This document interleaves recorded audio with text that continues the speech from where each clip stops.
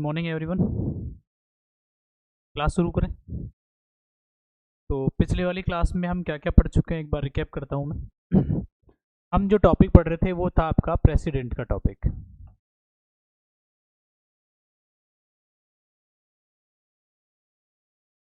और इस प्रेसिडेंट के टॉपिक में हमने बेसिक पढ़ा, राष्ट्रपति के बारे में बेसिक के बाद हमने पढ़ा राष्ट्रपति की योग्यताएं, राष्ट्रपति बनने की क्वालिफिकेशन क्या क्या होती हैं। इसके बाद हमने पढ़ा राष्ट्रपति का इलेक्शन कैसे होता है, राष्ट्रपति का चुनाव कैसे होता है। और इसी इलेक्शन में हमने काफ़ी सारे फैक्ट्स पढ़े थे, जिसमें एक फैक्ट तो आपके सामने आया था, आर्टिकल 54 के अंदर क्या चीज़ है। आर्टिकल 54 के बाद आर्टिकल 55 में क्या है, इसके बाद आर्टिकल 57 में क्या आता है, आर्टिकल 62 में क्या आता है और आर्टिकल 71 में क्या आता है। इनको हमने डिटेल से डिस्कस कर लिया था। अब बात आती है कि इलेक्शन के बाद जब कोई राष्ट्रपति चुनाव जीत जाता है, चलो एक चीज़ बताओ मुझे, एक तो आपको पढ़ाया था वोट वैल्यू और एक पढ़ाया था राष्ट्रपति को चुनाव जीतने के लिए एक कोटा लाना पड़ता है। तो वोट वैल्यू में आपको दो चीज़ें पढ़ाई थी, एक तो एमपी की वोट वैल्यू क्या है और एक एमएलए की वोट वैल्यू क्या है। बात स्पष्ट? तो चलो बताओ एमएलए की वोट वैल्यू कैसे निकालते हैं, याद करो।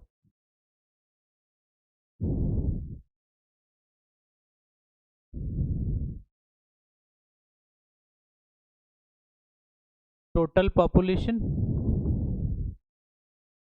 उस राज्य की जनसंख्या के बाद इसमें भाग देंगे किसका, इलेक्टेड एमएलएज, उस राज्य की जनसंख्या, इसमें भाग देंगे उस राज्य के निर्वाचित विधायकों का, और फिर इसको भी भाग दे देंगे किससे, 1000 से। तो क्या वैल्यू निकल के आ जाएगी, एक विधायक की वोट वैल्यू। चलो बताओ एमपी की वोट वैल्यू कैसे निकालते। एमपी की वोट वैल्यू निकालने के लिए हमें क्या करना पड़ेगा, टोटल वोट वैल्यू लेनी पड़ेगी इसकी, एमएलएज की, और इसको भाग देना पड़ेगा किससे, इलेक्टेड एमपी से। ठीक, यही फॉर्मूले थे दो। अब मुझे बताओ, जब कोई राष्ट्रपति को चुनाव जीतना होता है तो उसको एक कोटा लाना पड़ता है। याद करो कोटा के लिए क्या चीज़ है, एक फॉर्मूला लिखवाया था। गुड, टोटल या फिर इसमें लिखेंगे valid vote, total valid vote बटे में 2 और प्लस में 1 पढ़ाया था ये। तो आर्टिकल 55 में क्या आ रहा था, अनुच्छेद 55 ये कहता है कि राष्ट्रपति के चुनाव का तरीका क्या है। राष्ट्रपति के चुनाव के तरीके में हमने समझा था कि राष्ट्रपति का चुनाव सिंगल ट्रांसफरेबल वोटिंग सिस्टम से होता है, एकल संक्रमणीय मत प्रणाली से होता है, और एक वर्ड और आया था आपके पास सामने, रिप्रेजेंटेटिव प्रोपोर्शनल, अनुपातिक प्रतिनिधित्व। तो ये सारी चीज़ें हमने वहाँ पढ़ी थी, ये कवर हो गया था पिछली क्लास में। अब हम पढ़ेंगे आगे, जब राष्ट्रपति चुनाव जीत जाता है तो राष्ट्रपति को शपथ लेनी होती है। राष्ट्रपति को शपथ लेनी होती है, तो शपथ कौन दिलाएगा, शपथ में इसको क्या लेनी होती है, ये भी समझेंगे आज की क्लास में। इसके बाद हम पढ़ेंगे कि राष्ट्रपति जब चुनाव जीत जाता है और अपने कार्यकाल में चला जाता है, यानी अपने ऑफिस में चला जाता है, तब से इसका टेन्यूअर फिक्स हो जाता है। टेन्यूअर मतलब इसका कार्यकाल शुरू होता है, और कार्यकाल इसका कितने समय तक रहता है, क्या ये कार्यकाल इसका फिक्स होता है या इसमें भी चेंज हो सकता है। तो इसमें हम पढ़ेंगे कि राष्ट्रपति के पद की शर्तें क्या हैं, terms of condition of post, कि जब राष्ट्रपति पद पे बैठता है तो उस पद की क्या क्या शर्तें हैं। ठीक है, तो ये 3 टॉपिक पढ़ेंगे हम आज की क्लास में। तो सबसे पहले हम चलते हैं शपथ समारोह में। भारत में कोई भी व्यक्ति जो नेता बनता है उसको शपथ लेनी होती है, चाहे वो देश का राष्ट्रपति हो, चाहे वो भारत का प्रधानमंत्री हो। तो इसमें हम समझते हैं, जैसे अभी रिसेंट राष्ट्रपति की बात करें, द्रौपदी मुर्मू, तो द्रौपदी मुर्मू का जो शपथ समारोह चला था, तो शपथ समारोह में एक पिक है आपके सामने,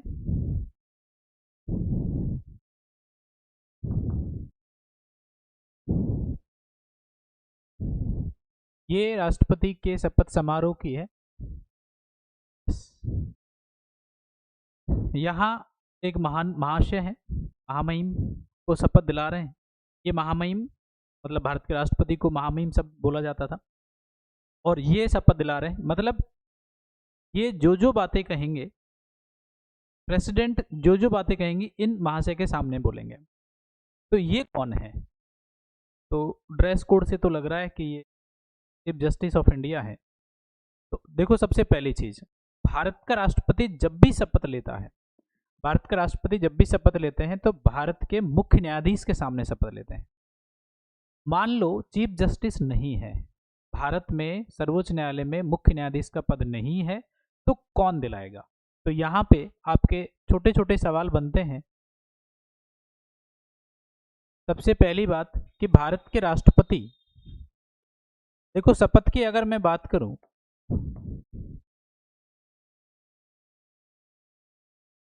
तो जितने भी भारत सरकार के लीडर्स हैं उनका शपथ का प्रोविजन फिक्स कर रखा है तीसरी अनुसूची में, थर्ड शेड्यूल। संविधान की जो थर्ड शेड्यूल है,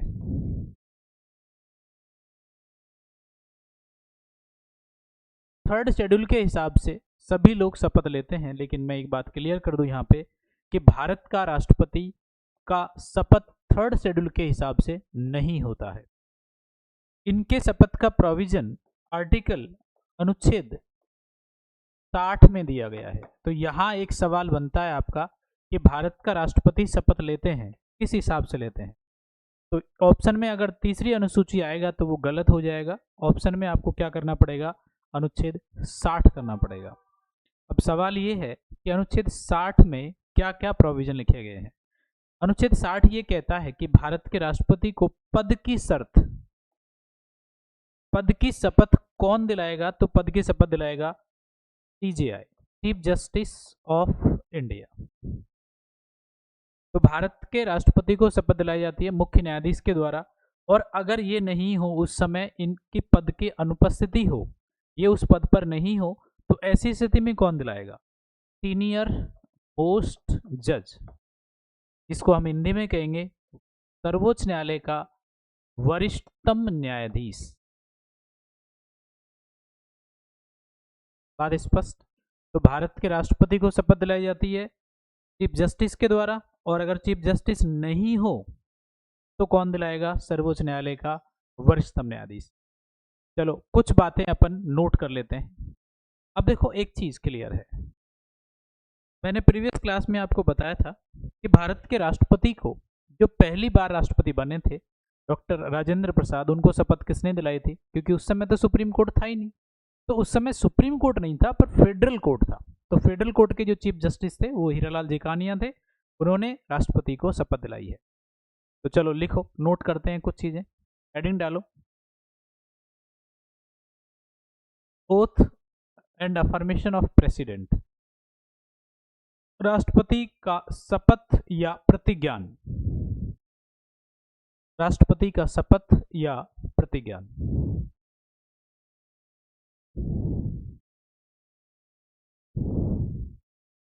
सामने डैश लगा के शॉर्टकट में लिख लो,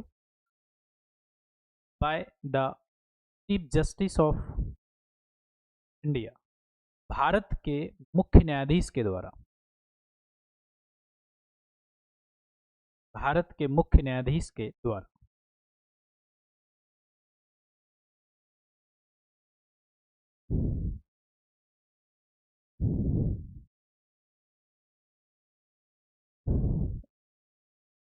ब्रैकेट में लिखेंगे इनके आगे एब्सेंस ऑफ CJI,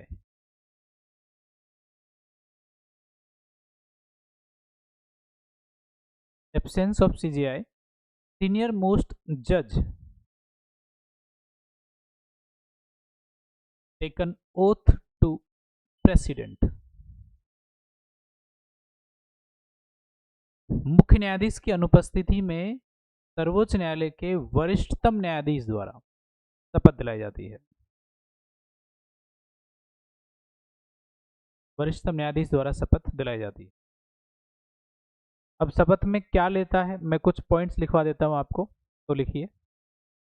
जैसे क्या होता है कि कोई भी व्यक्ति जब राष्ट्रपति बनता है तो वो अपने नाम का उच्चारण करता है। तो लिखो राष्ट्रपति की शपथ।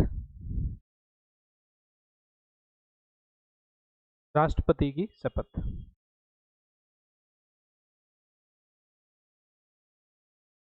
अब इन्वर्टेड कॉमाज में लिखेंगे 66-99 वाले कॉमा में, मैं अमुक, अमुक मतलब जिस जो उसका नाम है, मैं अमुक ईश्वर की शपथ लेता हूं,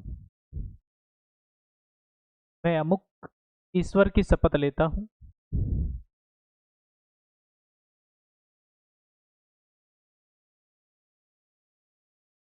सत्यनिष्ठा से प्रतिज्ञान करता हूं, ईश्वर की शपथ लेता हूं, सत्यनिष्ठा से प्रतिज्ञान करता हूं कि मैं श्रद्धापूर्वक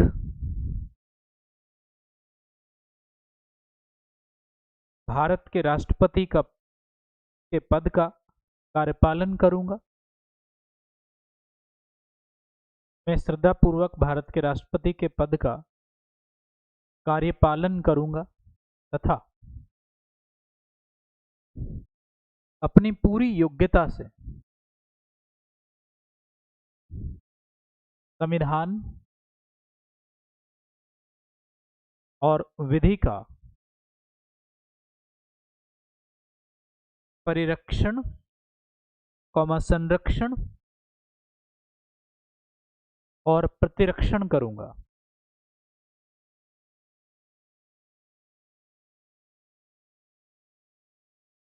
और मैं भारत की जनता की सेवा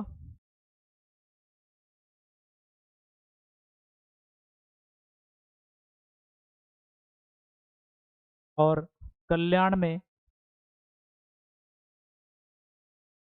जनता की सेवा और कल्याण में तत्पर रहूंगा।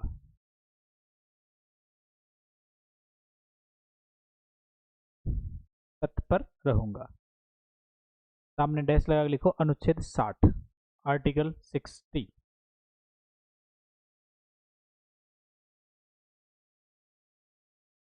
अनुच्छेद 60।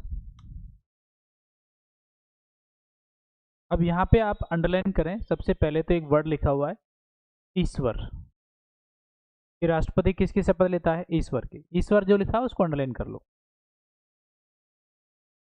एक भारत का संविधान लिखा हुआ है, उसको अंडरलाइन कर लो।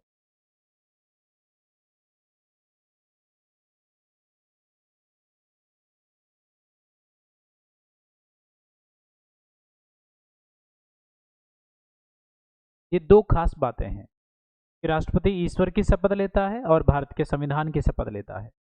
ठीक है, तो ये पॉइंट था आपका राष्ट्रपति की शपथ समारोह का। अब इसके बाद हम बढ़ते हैं आगे की तरफ।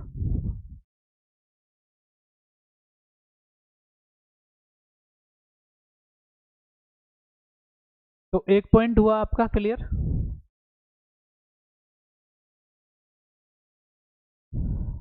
जो प्रेसिडेंट है, ये प्रेसिडेंट का टॉपिक हमने पढ़ा अभी कि राष्ट्रपति को शपथ कौन दिलाता है। तो शपथ कौन दिलाता है?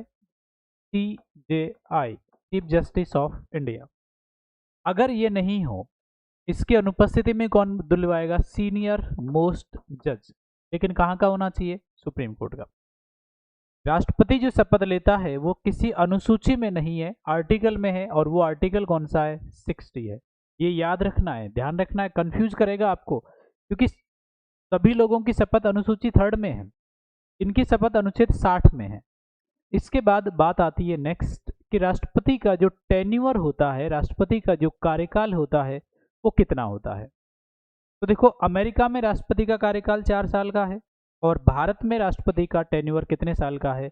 5 वर्ष का। अब यहाँ एक सवाल बनता है, तो आप ऐसे करेंगे, एक क्वेश्चन नोट करेंगे कि राष्ट्रपति का कार्यकाल कब शुरू होता है। पहले तो हेडिंग डालो, टेन्योर ऑफ प्रेसिडेंट, राष्ट्रपति का कार्यकाल।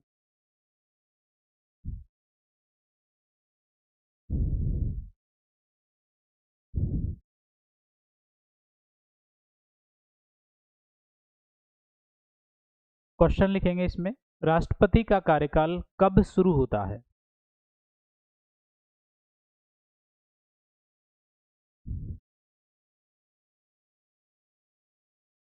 पहला ऑप्शन है शपथ ग्रहण के बाद, आफ्टर टेकन ओथ। पहला ऑप्शन है शपथ ग्रहण के बाद। दूसरा ऑप्शन है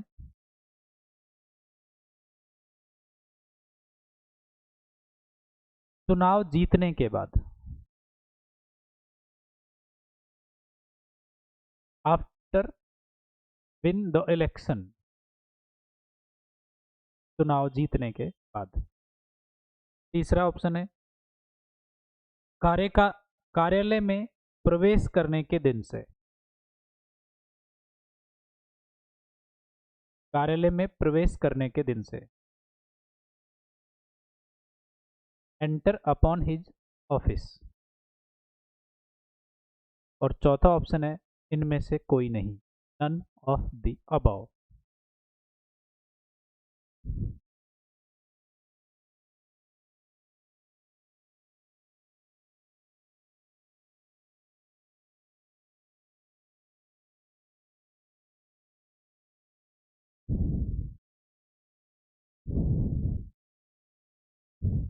बताओ क्या आएगा आंसर, सोचो।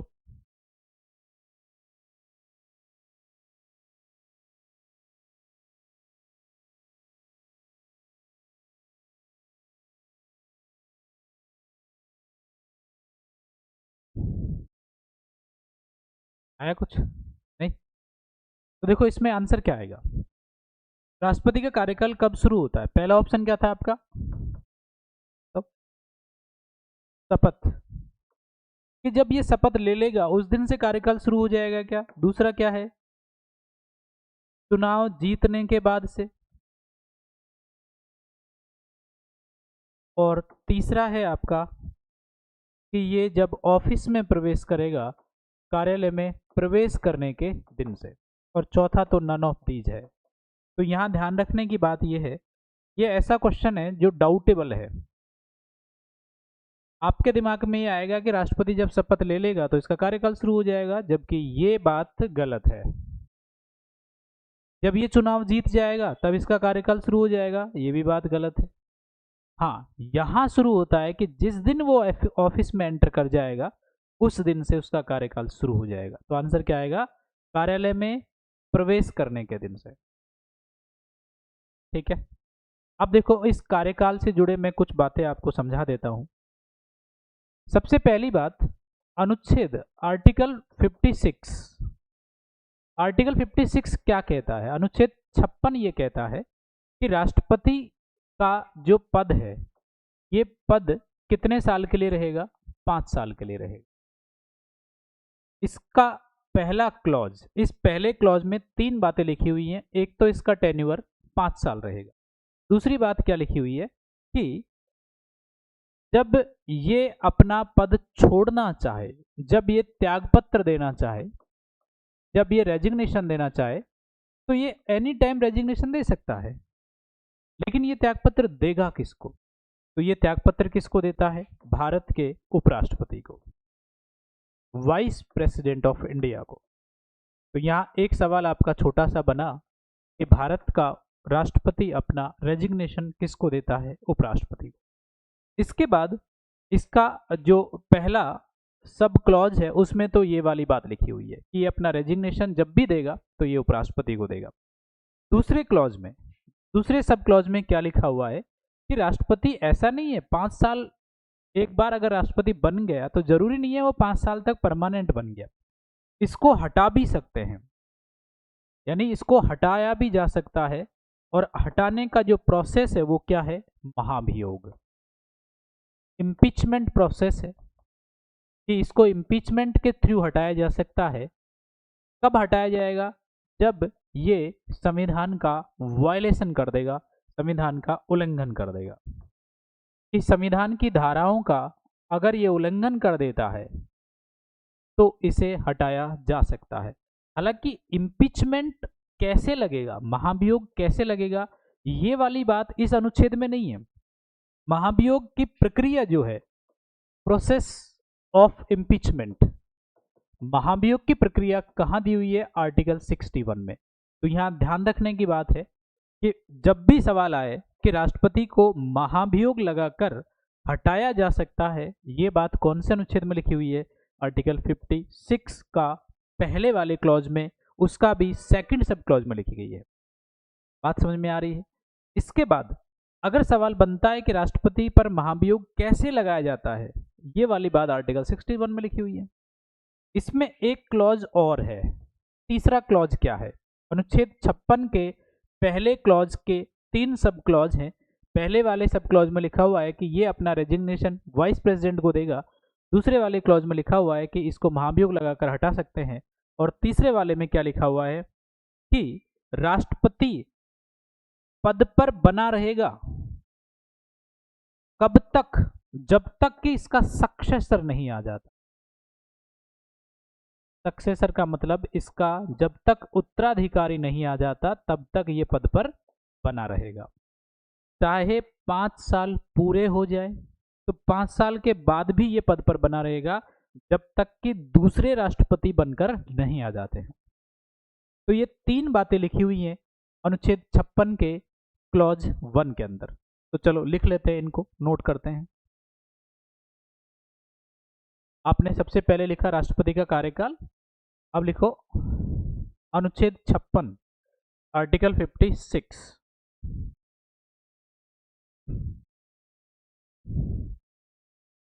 आर्टिकल 56 सामने डैश लगा के लिखेंगे, राष्ट्रपति का कार्यकाल 5 वर्ष।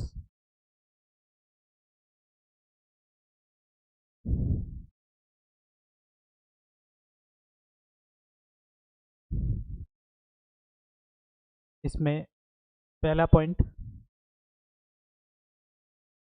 यह है, अपना त्यागपत्र उपराष्ट्रपति को सौंपता है।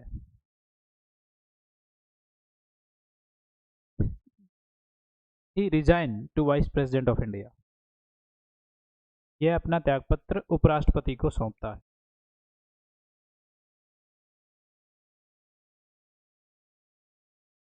दूसरा पॉइंट, संविधान का उल्लंघन करने पर, संविधान का अतिक्रमण करने पर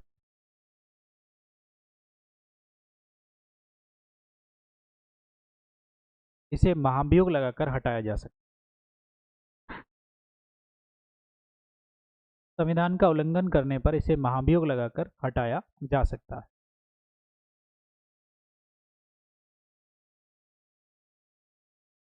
रिमूव बाय इम्पीचमेंट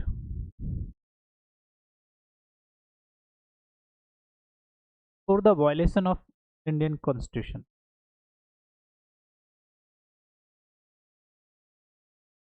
ब्रैकेट में आप एक वर्ड लिख लो, महाभियोग की प्रक्रिया अनुच्छेद 61 में है। Process of impeachment mention in article 61। महाभियोग की प्रक्रिया अनुच्छेद 61 में है।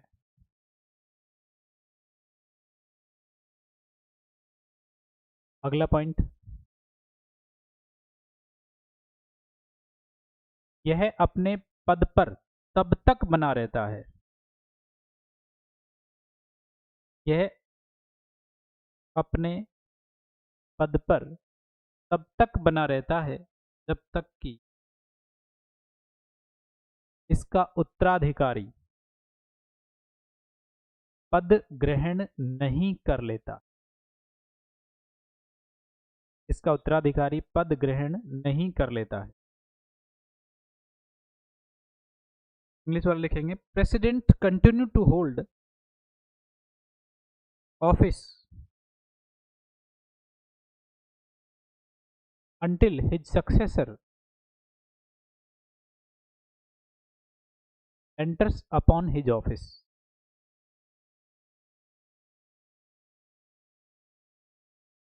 ठीक है, तो ये अनुच्छेद 56 का मैंने आपको पहला क्लॉज समझाया। इसको एक बार और समझते हैं अपन कि संविधान के हिसाब से according to bare act, bare act के हिसाब से आर्टिकल 56 के हिसाब से राष्ट्रपति के कार्यकाल के बारे में दो क्लॉज दे रखे हैं।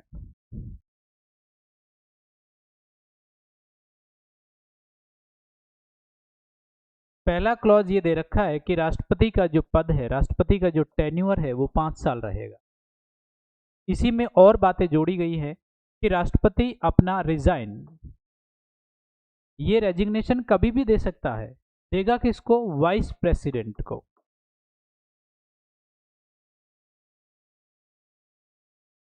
चलो एक चीज बताओ मुझे, अगर वाइस प्रेसिडेंट नहीं हो, वाइस प्रेसिडेंट का पोस्ट वैकेंट हो, तो प्रेसिडेंट अपना रेजिग्नेशन किसको देगा? तो प्रेसिडेंट अपना रेजिग्नेशन किसको देगा? चीफ जस्टिस ऑफ इंडिया को, मुख्य न्यायाधीश को। ये ध्यान रखने की बात है। ये कब होगा? जब वाइस प्रेसिडेंट नहीं हो। दूसरी बात क्या लिखी हुई है कि इसको हटाया जा सकता है, इसको रिमूव किया जा सकता है। कैसे? Through the process of impeachment. इसको महाभियोग लगाकर हटाया जा सकता है। अब ये महाभियोग कैसे लगेगा? महाभियोग कौन लगाएगा? तो महाभियोग लगाने का सिंपल एक आरोप बताया गया है इस आर्टिकल में, और वो आरोप है कॉन्स्टिट्यूशन का वायलेशन, संविधान का अतिक्रमण। कि अगर कोई व्यक्ति राष्ट्रपति पद पर बैठकर संविधान की धाराओं का उल्लंघन करता है तो उसको हटाया जा सकता है। और ये हटाने का जो तरीका है, ये महाभियोग का जो तरीका है, ये इस आर्टिकल में नहीं है, वो आर्टिकल 61 के अंदर मेंशन है। पढ़ेंगे अपन, आगे आएगा वो पॉइंट। इसके बाद तीसरी बात ये लिखी हुई है इसी आर्टिकल में कि राष्ट्रपति पद पर कब तक बना रहेगा, राष्ट्रपति अपनी पोस्ट पर कब तक बैठा रहेगा। तो ध्यान रखो, 5 साल के बाद भी, 5 वर्ष बाद भी, फिक्स 5 साल नहीं, 5 साल बाद भी बैठा रह सकता है। लेकिन वो कब? जब तक इसका सक्सेसर, जब तक इसका उत्तराधिकारी पद धारण नहीं कर लेता है। ये सारी बातें पहले क्लॉज के अंदर लिखी गई हैं। अब बात आती है दूसरे वाले क्लॉज में क्या लिखा हुआ है। दूसरे वाले क्लॉज में लिखा हुआ है कि अगर राष्ट्रपति, यदि प्रेसिडेंट ऑफ इंडिया, यदि प्रेसिडेंट ऑफ इंडिया रिजाइन देता है किसको? वाइस प्रेसिडेंट को। जब भारत का राष्ट्रपति अपना त्यागपत्र उपराष्ट्रपति को देता है तो ये उपराष्ट्रपति इन्फॉर्म करता है। तो ये इंफॉर्मेशन किसको देगा? तो ये इन्फॉर्म देगा स्पीकर ऑफ लोकसभा को। ये बहुत अच्छा क्वेश्चन है आपका, स्पीकर ऑफ लोकसभा। कि भारत का राष्ट्रपति जब उपराष्ट्रपति को त्यागपत्र देता है तो ये उपराष्ट्रपति इसकी सूचना किसको देगा? तो स्पीकर ऑफ लोकसभा को देगा। बात स्पष्ट? तो चलो एक क्वेश्चन लिख लो। जब भारत का राष्ट्रपति अपना त्यागपत्र उपराष्ट्रपति को सौंपता है, जब भारत का राष्ट्रपति अपना त्यागपत्र उपराष्ट्रपति को सौंपता है,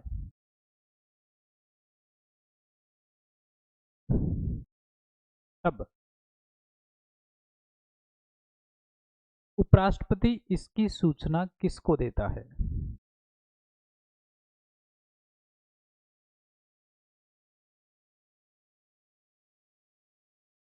तब उपराष्ट्रपति इसकी सूचना किसको देता है? When President of India resigned to Vice President,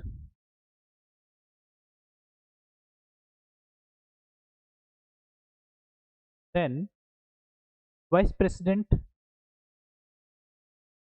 communicate to, तो आंसर आ जाएगा लोकसभा का अध्यक्ष, स्पीकर ऑफ लोकसभा। सीधा आंसर लिख लो इसमें, या ऑप्शन बना के लिखो तो ऑप्शन लिख लो, 4 ऑप्शन। पहला लोकसभा अध्यक्ष हो गया, दूसरा प्रधानमंत्री हो गया, प्राइम मिनिस्टर हो गया,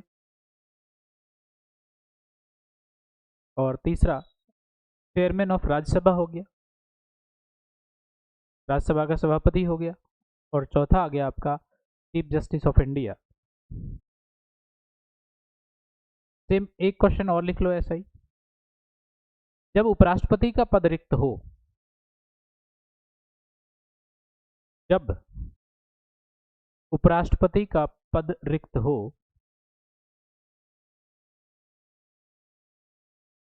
तब राष्ट्रपति अपना त्यागपत्र किसे सौंपता है? राष्ट्रपति अपना त्यागपत्र किसे सौंपता है? When vice president post is vacant,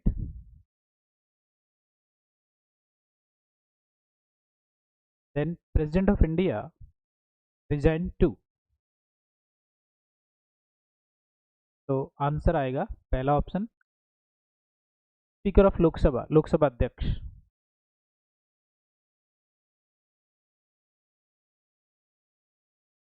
दूसरा ऑप्शन प्राइम मिनिस्टर, प्रधानमंत्री।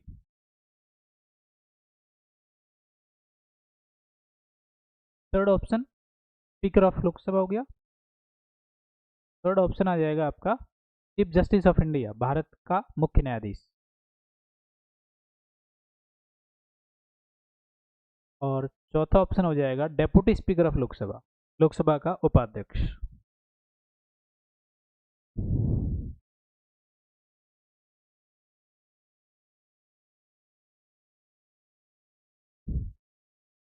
बताओ आंसर क्या आएगा इसमें, सोचो एक बार।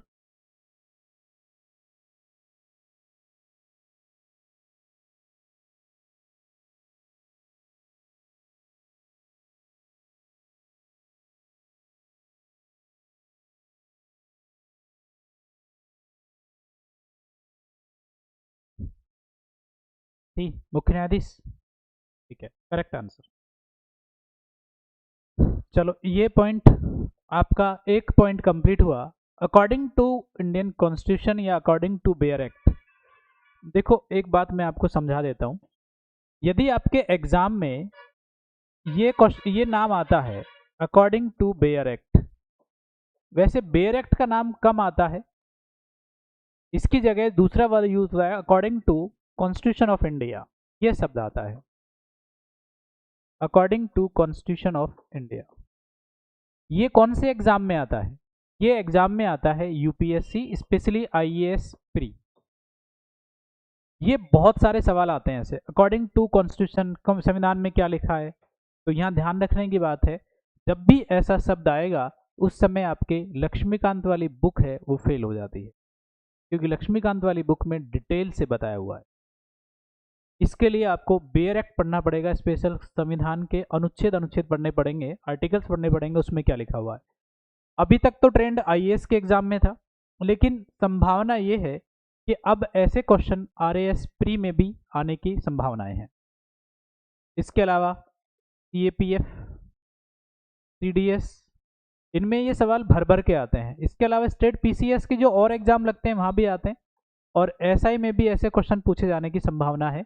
मे भी हो सकता है कि इस वर्ष 2026 में जब एग्जाम हो तो ये नए पैटर्न से पूछे जाएं दो चार सवाल according to constitution of India. इसमें क्या होता है, जैसे बुक में कुछ लिखा होता है, जरूरी नहीं है कि वो संविधान में लिखा हो। तो जब भी बेयर एक्ट का नाम आए तो समझ लो आर्टिकल पढ़ने पड़ेंगे, विदाउट आर्टिकल ये क्वेश्चन नहीं होगा, क्योंकि जो आपको कंटेंट पता है वो ओरिजिनली संविधान में कई जगह नहीं लिखा हुआ है। बात स्पष्ट? तो मेरी तरफ से एक टॉपिक क्लियर हुआ आपका, राष्ट्रपति का कार्यकाल। अब हम बढ़ते हैं अगले पॉइंट की तरफ कि राष्ट्रपति के कार्यकाल की और क्या क्या शर्तें हैं। तो हेडिंग डालो, कंडीशन ऑफ पोस्ट।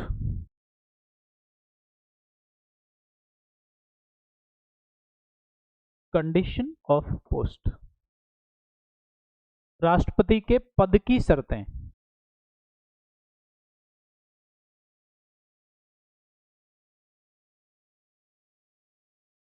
अब राष्ट्रपति के पद की क्या क्या शर्त होती है? पहली चीज तो ये कि भारत के राष्ट्रपति दूसरे पद पर नहीं होगा, दूसरे पद पर नहीं बैठ सकता। अगर ये चुनाव लड़ने से पहले किसी पद पे था तो इस पद को छोड़ना पड़ेगा, इसको रिजाइन देना पड़ेगा। यदि ये रिजाइन नहीं देता है, देखो यहां पे एक छोटा सा दाव पेच है। क्या है? जैसे भारत का राष्ट्रपति सांसद है और कोई सांसद राष्ट्रपति बन जाता है, और अगर उन्होंने सांसद पद से त्यागपत्र नहीं दिया है तो ये मान लिया जाएगा कि उन्होंने त्यागपत्र दे दिया है, अगर वो राष्ट्रपति बन जाते हैं तो। बात स्पष्ट? तो ये दूसरे पद पर नहीं होना चाहिए। दूसरी कंडीशन क्या है कि कोई अन्य लाभ का पद भी नहीं होना चाहिए इसके पास। लाभ के पद का मतलब क्या है? लाभ के पद का मतलब ये है कि उस पोस्ट से इसको सैलरी नहीं मिलती हो। ये कोई भी पोस्ट हो सकती है, प्राइवेट सेक्टर में हो सकता है, लिमिटेड सेक्टर में हो सकता है, वहां से इसको कोई भी सैलरी नहीं मिलनी चाहिए। बात स्पष्ट? ये हो गया आपका दूसरा लाभ का पद। इसके बाद तीसरा पॉइंट क्या है, यानी राष्ट्रपति के पद की शर्तों में क्या है कि इसको जो आवास मिलेगा, इसको जो रेजिडेंस मिलेगा, हम इसको कहेंगे कार्यालय। ये कार्यालय मिलेगा इसको निःशुल्क, फ्री मिलेगा। राष्ट्रपति को रहने की जगह फ्री मिलेगी, और जहां राष्ट्रपति रहता है वो है राष्ट्रपति भवन, प्रेसिडेंट हाउस। अब ये राष्ट्रपति भवन कहाँ है, कब बना, अभी हम पढ़ेंगे, इसके बारे में समझेंगे। इसके बाद बात आती है कि इसके पद की शर्त यह है कि इसका जो वेतन है, इसकी जो सैलरी है, इसके जो भत्ते हैं, इसके जो विशेष अधिकार हैं,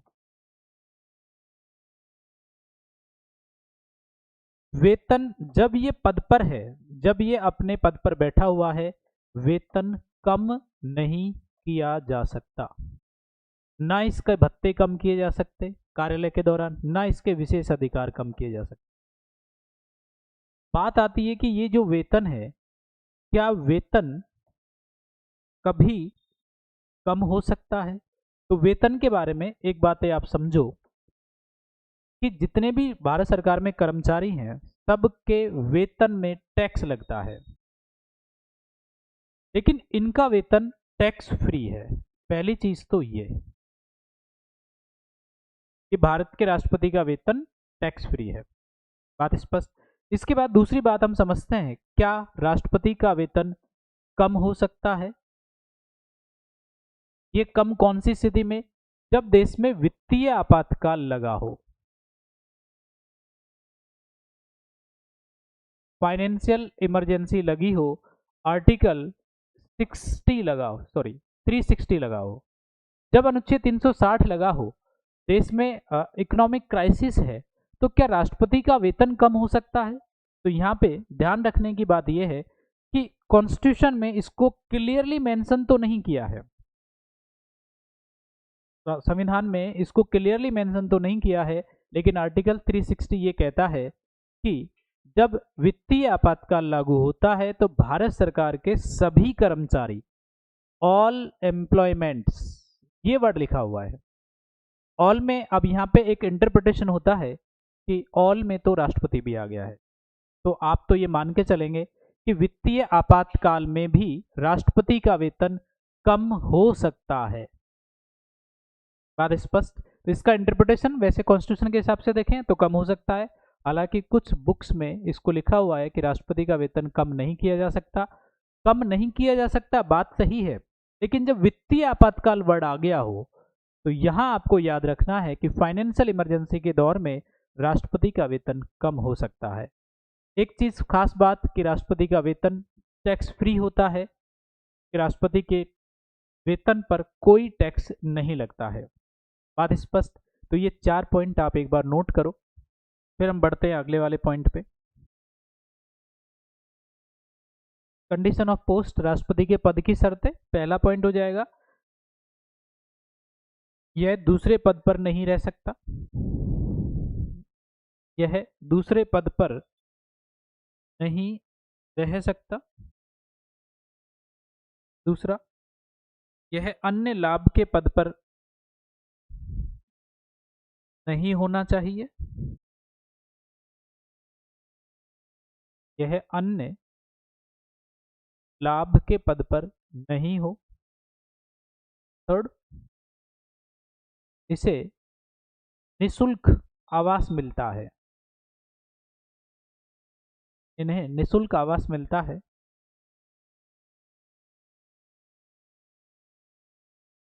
फ्री रेजिडेंस। नेक्स्ट,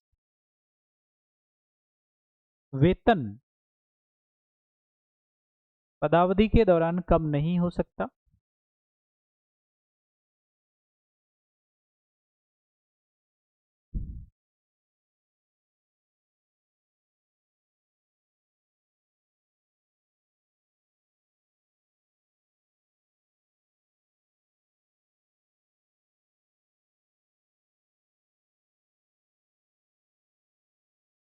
नेक्स्ट,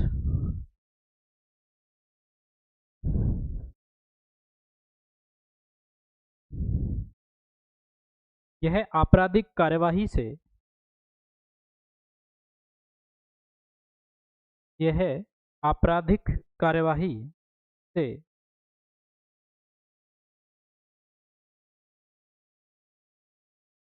उन्मुक्त होता है, यह आपराधिक कार्यवाही से उन्मुक्त होता है। अर्थात इसे गिरफ्तार नहीं किया जा सकता, अर्थात इसे गिरफ्तार नहीं किया जा सकता।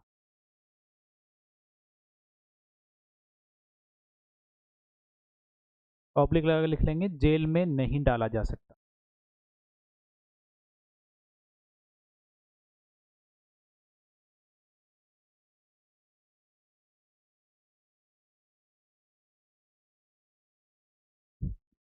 हालांकि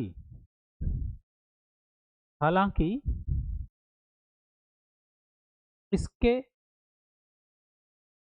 निजी कृत्यों के लिए, इसके निजी कृत्यों के लिए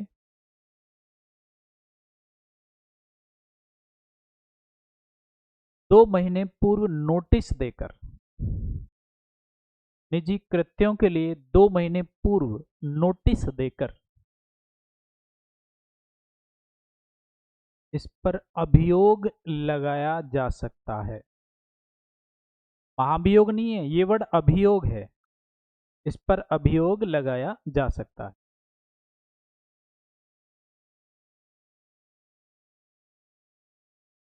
तो इसमें 2 महीने का अंडरलाइन कर लेंगे, 2 महीना सबसे इंपॉर्टेंट है। और एक अभियोग शब्द को अंडरलाइन करेंगे कि अभियोग लगाया जा सकता है। ठीक है, यहां तक क्लियर। अब थोड़ा सा हम समझते हैं कि भारत के राष्ट्रपति का जो राष्ट्रपति भवन है, ये राष्ट्रपति भवन के बारे में कुछ फैक्ट्स समझ लेते हैं। देखो, यहाँ थोड़ा सा मैं आपको बिफोर इंडिपेंडेंस समझाना चाहूँगा कि इस प्रकार से भारत का मैप था पहले आफ्टर 1947, और भारत की कैपिटल यहाँ इस जगह थी। भारत की कैपिटल थी कलकत्ता में, कलकत्ता में थी। और ये कलकत्ता वाला जो पूरा पार्ट है, ये वाला पूरा पार्ट कौन सा था? ये था आपका बंगाल। तो ये बंगाल प्रेसिडेंसी थी। 1905 में 1905 में एक गवर्नर आया, सॉरी एक वायसराय आए, वायसराय का नाम लॉर्ड कर्जन है। ये कर्जन भाई साहब ने बंगाल को तोड़ दिया था 2 भागों में। एक तो बना दिया था वेस्ट बंगाल और एक बना दिया था ईस्ट बंगाल। ये कभी इतिहास को पढ़ेंगे तो अपन डिटेल में समझेंगे इनको। ईस्ट बंगाल की कैपिटल कर दी थी कोलकाता, और सॉरी वेस्ट बंगाल की कैपिटल कोलकाता थी और ईस्ट बंगाल की कैपिटल थी ढाका। तो अब सवाल मेरा ये है छोटा सा बेसिक सा कि यहाँ ये जो राजधानी है, लॉर्ड कर्जन ने ईस्ट बंगाल और वेस्ट बंगाल बंगाल प्रेसिडेंसी को कब तोड़ा था? 1905 में। लेकिन इन दोनों को मिला के वापस से प्रेसिडेंसी बना दी थी, और वो कब बनाई थी? ये क्वेश्चन है आपका ढूंढना कि बंगाल विभाजन को रद्द कब किया गया। ठीक, तो चलो ये कर लेना अपने हिसाब से। मैं आपको ये समझाना चाह रहा हूँ कि जब बंगाल विभाजन रद्द हुआ, बंगाल का विभाजन रद्द किया, तो यहाँ से भारत की कैपिटल को शिफ्ट कर दिया गया इस जगह पर। और ये शिफ्ट कब किया गया? 1911 में ट्रांसफर किया गया भारत की राजधानी कलकत्ता। और अप्रैल 1912 में भारत की राजधानी कलकत्ता बन चुकी, सॉरी, भारत की राजधानी कलकत्ता से दिल्ली बन चुके थे, ये ध्यान रखना है। तो दिल्ली राजधानी कब बनी? 1912 में। 1912 में दिल्ली राजधानी बनी, तो उस समय पूरे भारत में जो सबसे बड़ी पोस्ट थी वो कौन सी थी? वायसराय की पोस्ट। तो वायसराय के लिए अब यहाँ पहले ऑफिस था वायसराय का, अब वायसराय का ऑफिस यहाँ शिफ्ट हो रहा है। तो वायसराय के ऑफिस को यहाँ पे एक बहुत अच्छे तरीके से प्लेटफॉर्म तैयार करके बनाया गया। तो गुजरात से लेकर राजस्थान होते हुए, हरियाणा होते हुए दिल्ली तक एक माउंटेन जाती है, एक पहाड़ी जाती है जिसका नाम है अरावली। तो ये अरावली हिल्स गुजरात से शुरू होकर दिल्ली तक जाती है। दिल्ली में जो इसकी एक हिल है उसका नाम है रायसीना।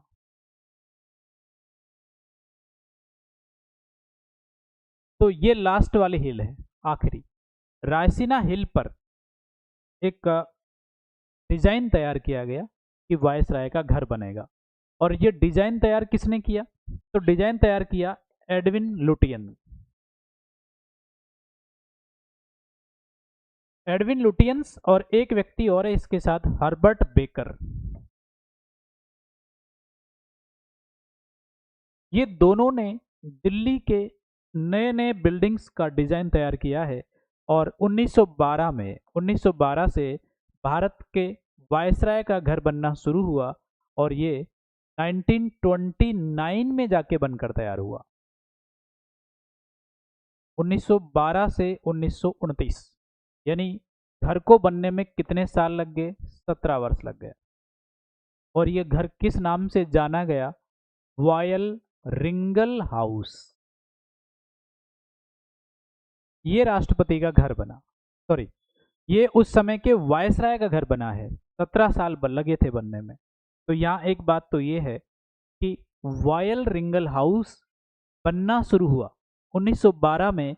उस समय भारत के वायसराय कौन थे? दूसरा क्वेश्चन, जब ये घर बनकर तैयार हुआ तो उस समय वायसराय कौन थे? दो आंसर हो गए आपके अलग अलग, ये हिस्ट्री में आपके क्वेश्चंस बनेंगे।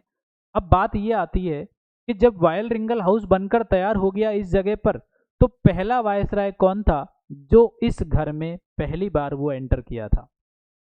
तो मैं आपको समझाना ये चाहूंगा कि 1929 से लेकर 1947 तक ये घर था किसका? वायसराय का।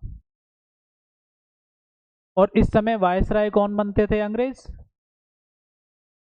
लेकिन 1947 से लेकर 1950 तक ये भी वायसराय था इस समय भी। लेकिन ये वायसराय कौन सा था? भारतीय वायसराय कन्वर्ट हो गए थे। माउंटबेटन को आजादी के बाद बना दिया गया था, चक्रवर्ती राजगोपालाचारी को आजादी के बाद बना दिया था। तो ये 1947 से 3 सालों तक 1950 तक ये बन गया गवर्नमेंट हाउस। ये सरकार का घर बन गया है, गवर्नमेंट के ऑफिस बन गए हैं। और 1950 ये वो ईयर है जब राजेंद्र प्रसाद को राष्ट्रपति बना दिया गया था। 1950 से लेके आज 2026 तक ये वाला जो घर है ये राष्ट्रपति के नाम से जाना जाता है, Rashtrapati Bhavan.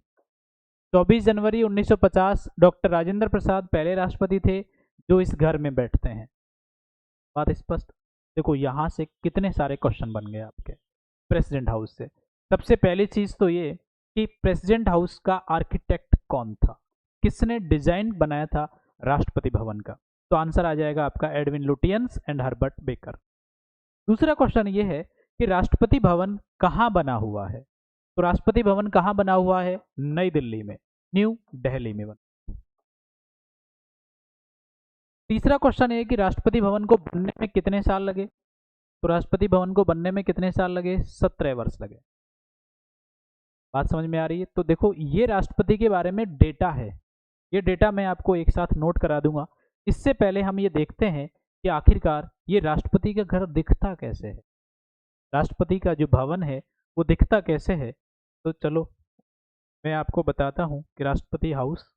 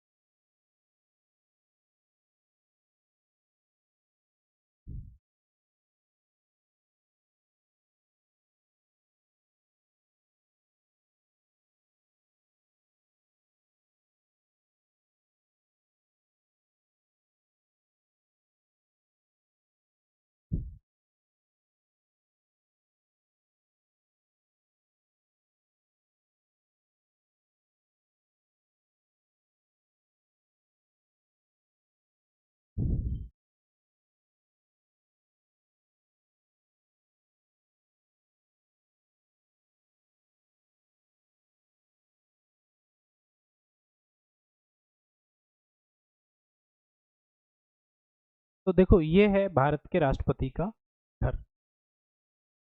President house. President house में खास बात ये जो पिलर बने हुए हैं, ये पिलर और पिलर के ऊपर जो छोटे छोटे कॉलम में यहाँ इस तरीके से कुछ घंटियों के आकार बने हुए हैं, टेम्पल आर्किटेक्चर बना हुआ है।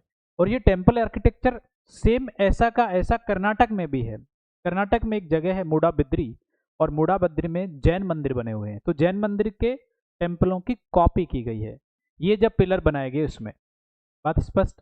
इसके अलावा अगर इसका और आर्किटेक्चर देखें तो ये उस समय का आर्किटेक्चर है जब इसको बनाया गया था, वायल रिंगल हाउस के नाम से। बात स्पष्ट। तो ये राष्ट्रपति का घर है, काफ़ी बड़ा सा है, इसमें 340 कमरे हैं। और ये देखो बहुत बड़ा सा एक गेट है, मेन गेट। ये जो बीच में पिलर आपको दिख रहा है, ये पिलर एक तरीके से विजय स्तंभ जैसा है। जो जयपुर में जो पिलर बना हुआ है सेम इसी की कॉपी की गई है, और प्रेसिडेंट हाउस में भी इसको बनाया गया है। ये मंडप है जिसमें गणतंत्र मंडप है, ऐसे मंडप 2-3 मंडप बने हुए हैं प्रेसिडेंट हाउस में। और ये उस समय 1912 के आसपास की दिल्ली है जिसमें यमुना रिवर है, और इस प्रकार से ये रायसीना हिल है। रायसीना हिल को समतल करके इसके ऊपर ये आर्किटेक्चर बनाया गया था। बात स्पष्ट। तो चलो हमारे एग्जाम में जो काम की चीजें हैं हम उसको नोट करते हैं, तो लिखिए। हेडिंग डालो राष्ट्रपति भवन। सबसे पहली चीज,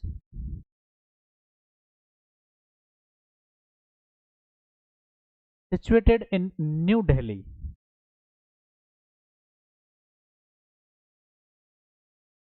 स्थिति नई दिल्ली, या यह नई दिल्ली में स्थित है। नेक्स्ट,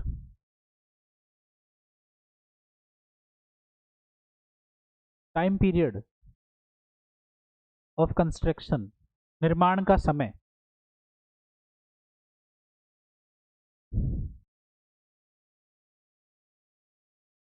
1912 से 1900 29, 1912 से 1929, ब्रैकेट में लिखेंगे 17 ईयर्स, 17 वर्ष। नेक्स्ट, चीफ आर्किटेक्ट, मुख्य शिल्पकार,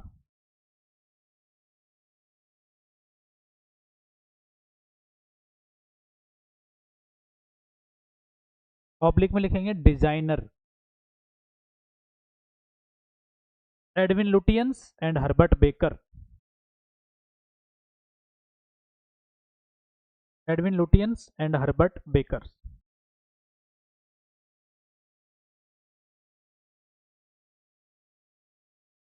इसके बाद लोकेशन,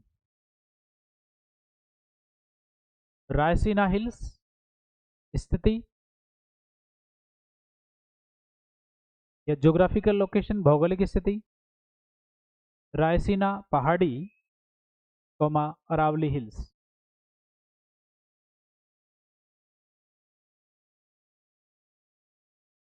इसके बाद ओल्ड नेम, पुराना नाम, ओल्ड नेम,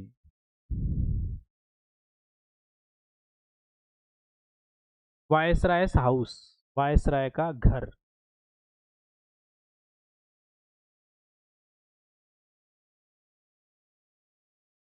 इसके बाद टोटल फ्लोर, कुल मंजिल, फोर, फोर फ्लोर हैं इसमें, ब्रैकेट में लिख लेंगे 340 रूम्स, 340 कमरे, कुल मंजिल 4 और 340 कमरे हैं।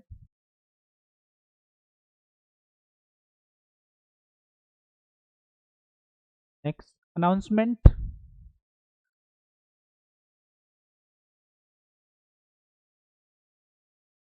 घोषणा, राष्ट्रपति भवन के निर्माण की घोषणा, ऐसे लिख लो। अनाउंसमेंट फॉर कंस्ट्रक्शन, सामने डैश लगा के लिखेंगे। ड्यूरिंग दिल्ली दरबार 1911, 1911 के दिल्ली दरबार के समय।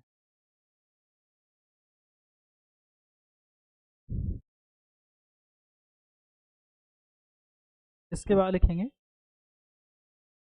टोटल कॉस्ट, कुल कीमत कितनी लगी थी उस समय, कितने पैसे लगे थे, तो आंसर हो जाएगा 14 मिलियंस, 14 मिलियन रुपए खर्च हो गए थे जब इसको बनाया गया था। इसके बाद लिखेंगे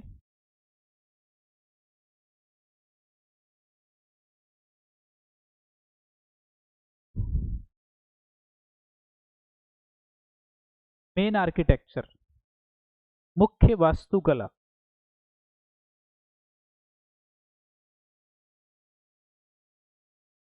मेन आर्किटेक्चर टाइप, मुख्य वास्तुकला का प्रकार। सामने डैश लगा लिखेंगे इंडो सार्सेनिक, हिंदी इंग्लिश में सेम नाम है, इंडो सार्सेनिक, ऑब्लिक में Indo Gothic, Indo Gothic.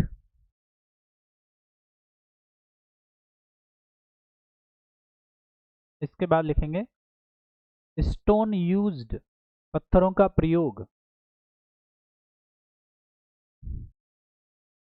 Pink and cream sandstones, pink और क्रीम बलुआ पत्थर। तो पिंक सैंडस्टोन कहाँ से लाए थे, धौलपुर से, तो आप हिंट लिख सकते हो धौलपुर से मंगवाए गए थे।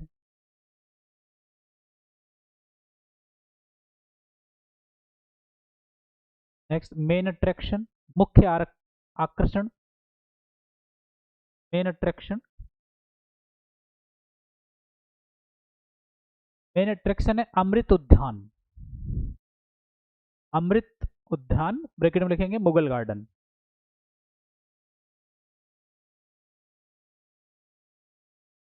मुगल गार्डन।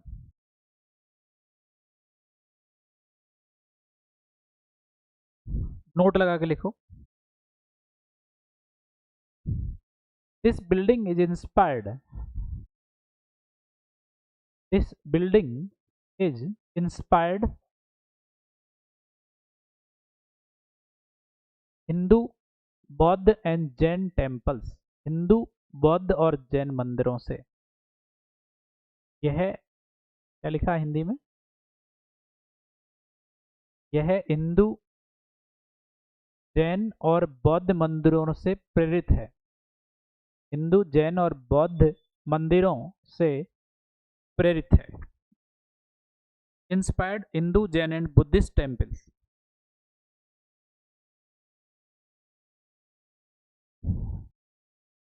ब्रैकेट में लिखो स्पेशली मूडाबिद्री जैन टेम्पल कर्नाटका। विशेषतः कर्नाटक के मूडाबिद्री जैन मंदिरों से। कर्नाटक के मूडाबिद्री जैन मंदिरों।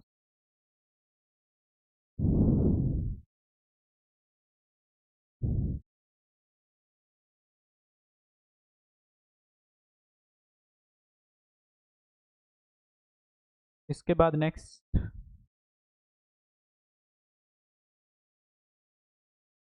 ओल्ड नेम पुराना नाम, वायल रिंगल हाउस।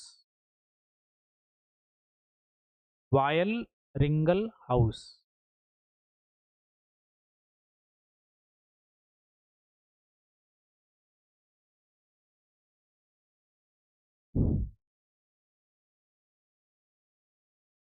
चलो अब मैं आपको क्वेश्चन लिखवाता हूँ 3-4 इसी से जुड़े हुए। सबसे पहला क्वेश्चन, किस वायसराय के समय राष्ट्रपति भवन का निर्माण शुरू हुआ? ये होमवर्क में करना है आपको। किस वायसराय के समय राष्ट्रपति भवन का निर्माण शुरू हुआ?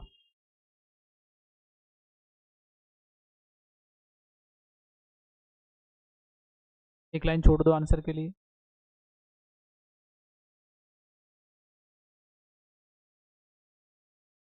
दूसरा क्वेश्चन हो जाएगा, किस वायसराय के समय, किस वायसराय के समय राष्ट्रपति भवन का निर्माण पूरा हुआ?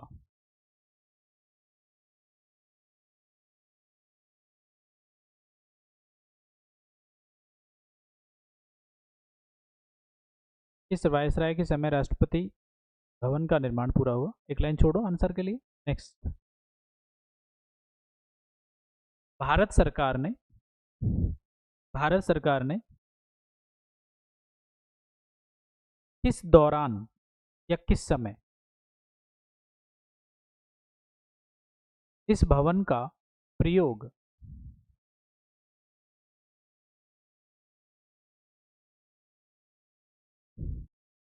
सरकारी हाउस, सॉरी सरकारी भवन की तरह किया या सरकारी भवन के रूप में किया? इसमें ऑप्शन लिखा देता हूं मैं आपको। पहला ऑप्शन लिखो 1942 से 47।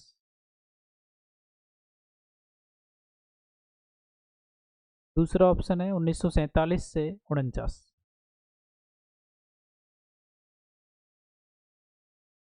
तीसरा है 1948 से 1950 और चौथा ऑप्शन है 1947 से 1950।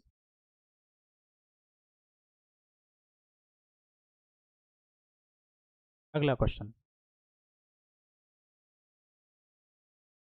अंतिम गवर्नर जनरल कौन थे जो राष्ट्रपति भवन में बैठे?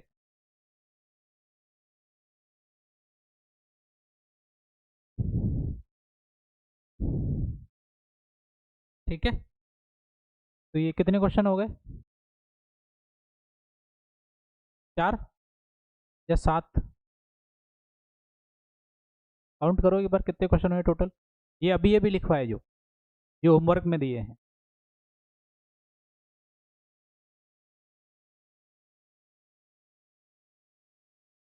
तो ये 5-6 क्वेश्चन हो आपके, इनको आपको घर से करना है। तो आज की क्लास यहीं ख़त्म करते हैं अपन। ये बहुत अच्छा टॉपिक था प्रेसिडेंट हाउस का। कोई भी क्वेश्चन किसी भी तरीके से बन के आ सकता है, तो आप लोग इसका रिवाइज करेंगे। और राष्ट्रपति के बारे में हमने काफ़ी टॉपिक कवर कर लिए हैं। अब हम बढ़ेंगे राष्ट्रपति पर महाभियोग कैसे लगता है नेक्स्ट क्लास में, और राष्ट्रपति की पावर क्या है। केवल 2 टॉपिक बचे हैं, उसके बाद राष्ट्रपति का टॉपिक कंप्लीट हो जाएगा। चलो मिलते हैं नेक्स्ट क्लास में।